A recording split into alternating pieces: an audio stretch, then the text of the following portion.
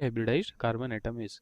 ठीक, तो एक कार्बन एटम sp हाइब्रिडाइज्ड है जैसे, और एक कार्बन एटम sp2 हाइब्रिडाइज्ड है, एक कार्बन एटम sp3 हाइब्रिडाइज्ड है।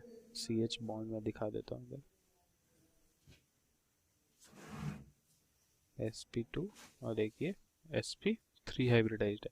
तो जितना ज़्यादा s कैरेक्टर होगा उतना ही ज़्यादा एटम, कार्बन एटम इलेक्ट्रोनेगेटिव होगा। ठीक, अब जितना ज़्यादा इलेक्ट्रोनेगेटिव होगा उतना ही ज़्यादा वो H के इलेक्ट्रॉन क्लाउड को अपने पास में खींचेगा। अब वो अपने पास में खींचेगा तो बॉन्ड लेंथ कम होगी लेकिन बॉन्ड स्ट्रेंथ तो बढ़ जाएगी। ठीक, तो इसमें s कैरेक्टर 50% है, इसमें s कैरेक्टर 33.33% है, इसमें s करेक्टर 25% है। तो इसमें s करेक्टर सबसे ज़्यादा है तो ये कार्बन सबसे ज़्यादा इलेक्ट्रोनेगेटिव, इसकी बॉन्ड लेंथ छोटी होगी क्योंकि अपनी तरफ खींच लेगा, तो बॉन्ड और जो बॉन्ड की स्ट्रेंथ होगी वो सबसे ज़्यादा होगी। उसके कम इससे sp2 की, फिर उससे कम sp3 की। तो पहला sp then sp2 then sp3, तो आंसर हमारा ए पार्ट हो जाएगा। ए पार्ट इज करेक्ट ऑप्शन। ठीक है, थैंक यू।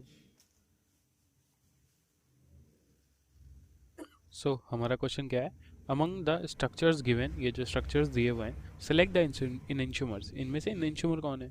तो पहला कंपाउंड अगर आप देखोगे तो इसमें ये देखो एक प्लेन ऑफ सिमेट्री मिल रही है, ये दो कायरल कार्बन तो हैं लेकिन इसमें ये प्लेन ऑफ सिमेट्री मिल रही है, तो ये तो मीजो कंपाउंड हो गया, तो ये तो इनएंशियोमर तो हो नहीं सकता, तो फर्स्ट हो गया।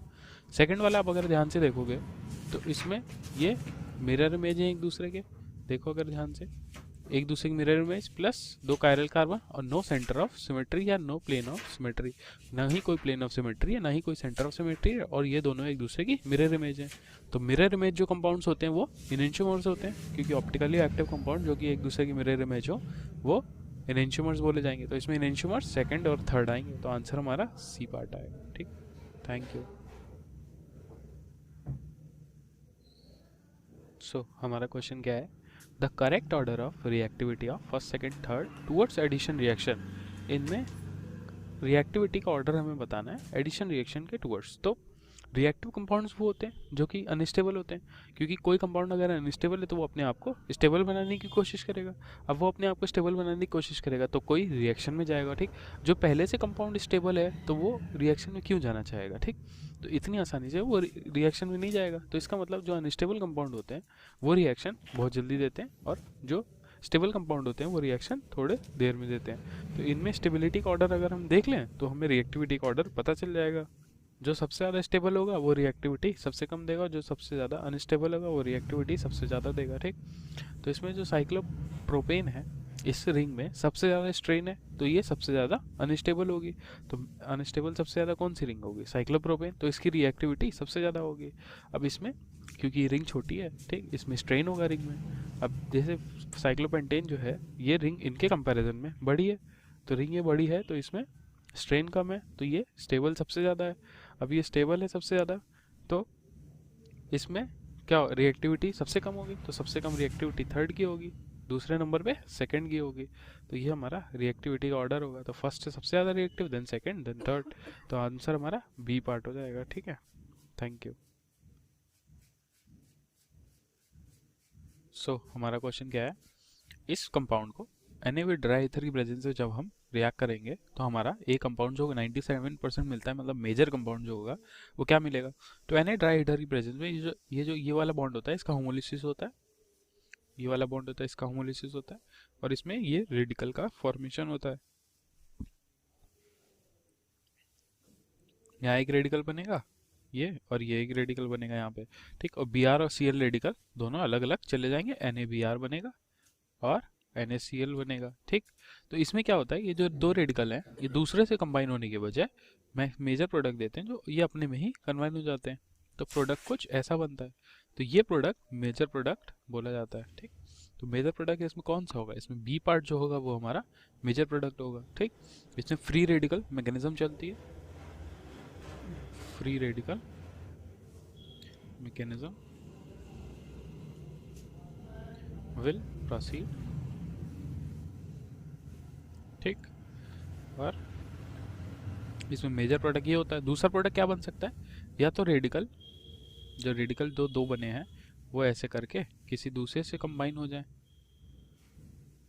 इधर वाला रेडिकल इधर वाले किसी से कंबाइन हो जाए और इधर वाला रेडिकल इधर वाले से किसी से कंबाइन हो जाए, is suitable for preparation of methane and ethane by using only in one step.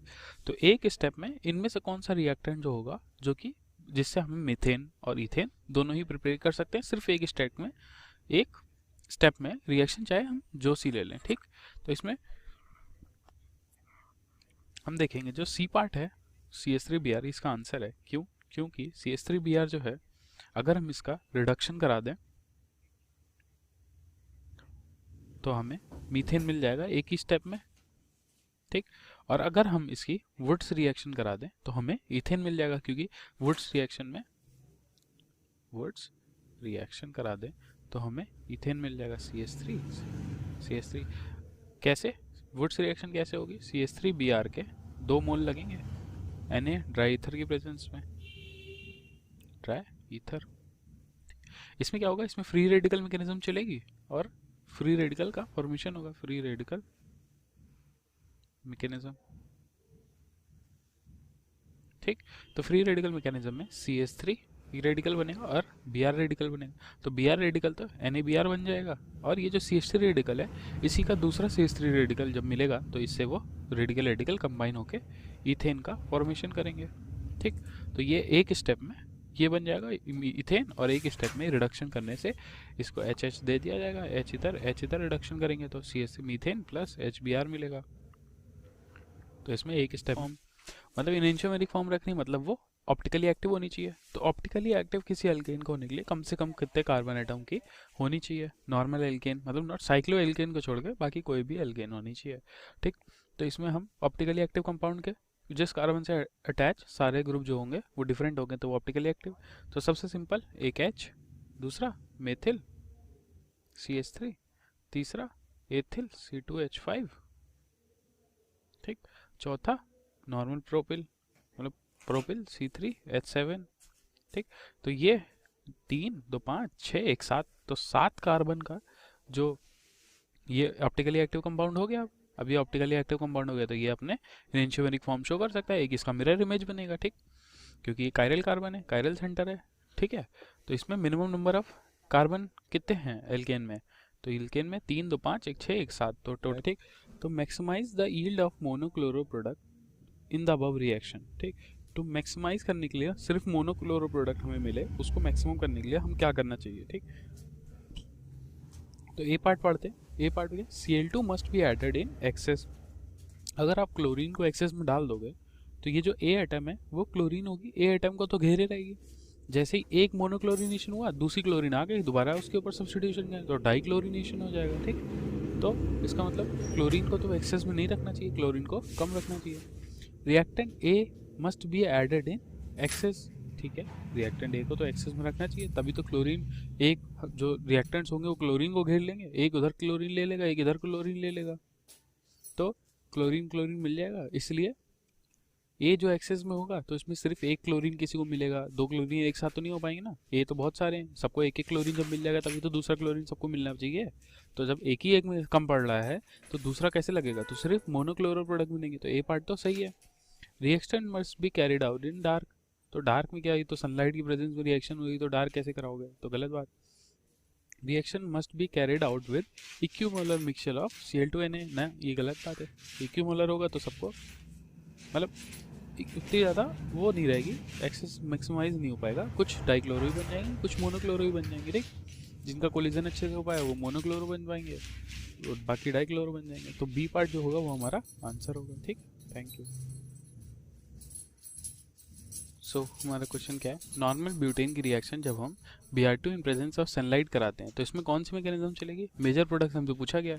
तो Br2 जब सनलाइट में कराते हैं CH3 CH2 CH2 CH3, जब Br2 in presence of sunlight जब हम कराएंगे तो यहाँ पे फ्री रेडिकल मैकेनिज्म चलती है, free radical mechanism will proceed, ठीक। तो इसमें जब फ्री रेडिकल मैकेनिज्म चलेगी तो Br जो है वो उसके 2 रेडिकल बन जाएंगे, तो Br रेडिकल बनेगा, वो क्या रेडिकल करेगा, ये एक H रेडिकल को निकालेगा और यहाँ पे Br का सब्स्टिट्यूशन होगा। तो एक बार Br का सब्स्टिट्यूशन यहाँ पे होगा CH3 CH2 CH2 ये लास्ट वाले CH3 पे, तो ये CH2 रेडिकल बनेगा। तो ये तो कम स्टेबल है, तो इसका मतलब ये बनना कम चाहिए। दूसरा जो रेडिकल बनेगा वो कौन सा बनेगा, ये फर्स्ट रेडिकल बनेगा। दूसरा रेडिकल जो बनेगा वो नीचे कर लेते हैं।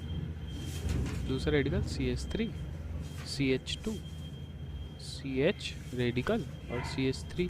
ठीक, अब ये रेडिकल जो है ये ज़्यादा स्टेबल है, 2 डिग्री स्टेबल है, तो इसका फॉर्मेशन ज़्यादा होगा, तो इसमें Br का अटैक, ये वाला Br जो होगा यहाँ पे अटैक करेगा सबसे पहले। ठीक, और जब यहाँ पे अटैक करेगा तो क्या प्रोडक्ट बनेगा हमारा, CH3 CH2 CH Br और यहाँ पे CH3। तो यहाँ पे एक आप देखेंगे कि हमें एक कायरल कार्बन बनेगा, तो कायरल कार्बन मिलेगा तो इसका एक इनेंशियोमर भी बनेगा। अब इनेंशियोमर बनेगा तो इसमें रेसिड्यू मिक्सचर बनेगा, तो इसका आंसर क्या हो जाएगा, इसका आंसर ए पार्ट हो जाएगा। ये है, तो चेन प्रोपगेशन के जो स्टेप्स होंगे वो हमें लिखने होंगे।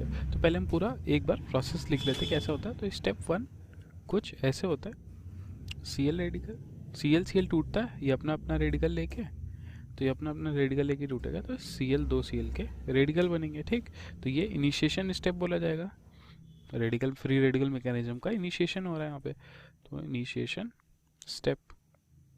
ठीक, फिर उसके बाद ये जो Cl रेडिकल जो था ये आएगा, ये HCH मीथेन के पास आएगा, तो CH3H, तो ये इसका एक H रेडिकल निकाल ले जाएगा, तो क्या बनेगा इसमें HCl का फॉर्मेशन होगा और CH3 रेडिकल का। ठीक, तो ये अब ये जो स्टेप है ये प्रोपगेशन स्टेप है, ये स्टेप 2 आएगा। ठीक, तो ये, और इसके बाद जो ये CH3 रेडिकल है ये दोबारा जाएगा, 2 Cl रेडिकल जो होंगे Cl अटैच होंगे, ये इसका बॉन्ड इधर को जाएगा, इसका बॉन्ड इधर को जाएगा, इसके इलेक्ट्रॉन, तो ये इसको खींच लेगा। ठीक, तो क्या बनेगा CH3 Cl plus Cl radical. तो अब इसने दो मीथेन रेडिकल बना दिया, क्लोरीन रेडिकल बना दिया, तो ये दोनों अब प्रोपगेशन स्टेप हो गए, प्रोपगेट कर रहे हैं रिएक्शन को, प्रोपगेशन स्टेप्स।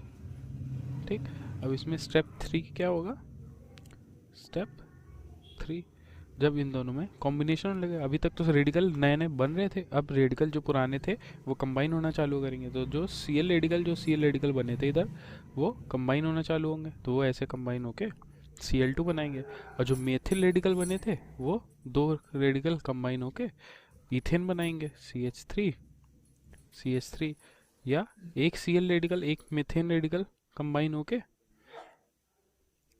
मेथिल क्लोराइड बनाएंगे, तो ये टर्मिनेटिंग स्टेप्स हो जाएंगे। ठीक, ये 3 स्टेप टर्मिनेटिंग, क्योंकि इसमें रेडिकल खत्म हो रहा है, कंबाइनिंग हो रही है, तो ये टर्मिनेटिंग स्टेप्स हो जाएंगे ये।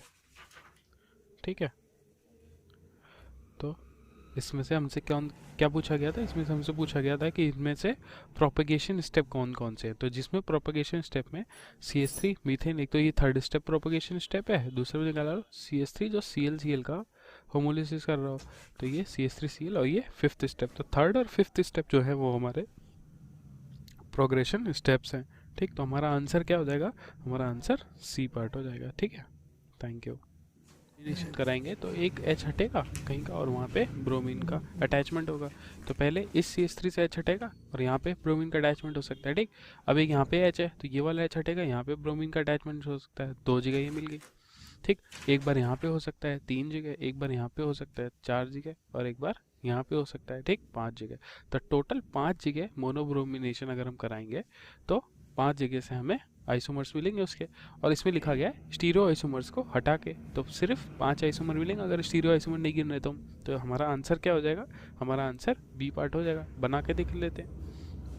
जो पहला है वो कुछ ऐसा मिलेगा CH2 Br, दूसरा कैसा मिलेगा, दूसरा कुछ ऐसा मिलेगा, यहाँ से Br और यहाँ पे CH3, तीसरा कुछ ऐसा मिलेगा CH3 यहाँ पे Br, चौथा कुछ ऐसा मिलेगा, ये यहाँ पे Br आ जाएगा और यहाँ पे CH3 है, और पांचवा कुछ ऐसा मिलेगा, यहाँ पे CH3 है और यहाँ पे Br है। ठीक। तो हमें 5 टोटल आइसोमर्स मिलेंगे। अब हमें स्टीरियो आइसोमर्स गिनने नहीं है तो उससे कोई मतलब बहुत जल्दी। ठीक। तो Br रेडिकल वो रेडिकल निकालेगा क्योंकि H रेडिकल इसमें से निकालना है उसे, तो उसमें कंपाउंड में रेडिकल बनना चाहिए। अब वो रेडिकल बनेगा जो स्टेबल, अगर यहाँ पे इस H को निकालने के बाद स्टेबल रेडिकल बन गया तो वो इसी H को निकालेगा क्योंकि कंपाउंड में जो प्रोडक्ट है वो स्टेबलाइज कराने हैं, तो प्रोडक्ट इसमें रेडिकल स्टेबल होना चाहिए। तो अगर A वाला H निकालता है तो इसमें कुछ प्रोडक्ट यूँ बनेगा, यहाँ पे CH2 HC, यहाँ पे HD और यहाँ पे OH, यहाँ पे HB और यहाँ पे CH3 और यहाँ पे रेडिकल बनेगा। ठीक। A वाला अगर H निकाला तो इसने रेडिकल दूसरे कलर का बना देते हैं। दूसरा B वाला जब निकालेगा तो कैसा रेडिकल बनेगा, CH2 HC HD, यहाँ पे OH, यहाँ पे रेडिकल आएगा, सॉरी यहाँ पे आएगा CH3 और यहाँ पे आएगा HA, HB, तो रेडिकल बन गया, तो ये रेडिकल आएगा। ठीक। अब अगर C वाला निकालेगा तो क्या आएगा,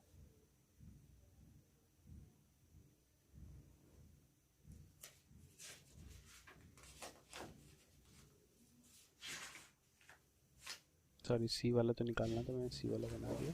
यहाँ पे CH2 रेडिकल आएगा, यहाँ पे HB आएगा, यहाँ पे HA आएगा और ये CH3 आएगा। ठीक।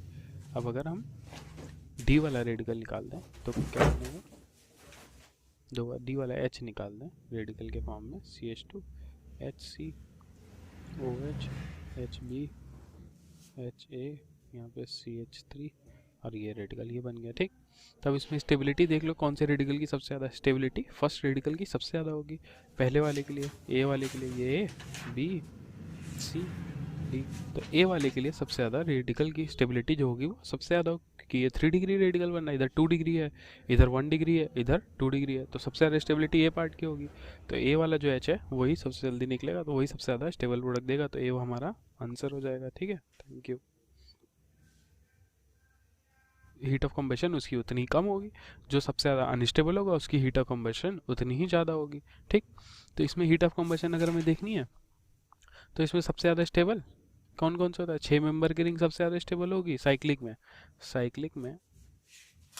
6 मेंबर की रिंग सबसे ज़्यादा स्टेबल, उससे कम 5 मेंबर की, उससे कम 3 मेंबर की, तो सबसे कम 3 मेंबर की रिंग स्टेबिलिटी सबसे कम 3 मेंबर की रिंग होती है, तो ये स्टेबिलिटी ऑर्डर है।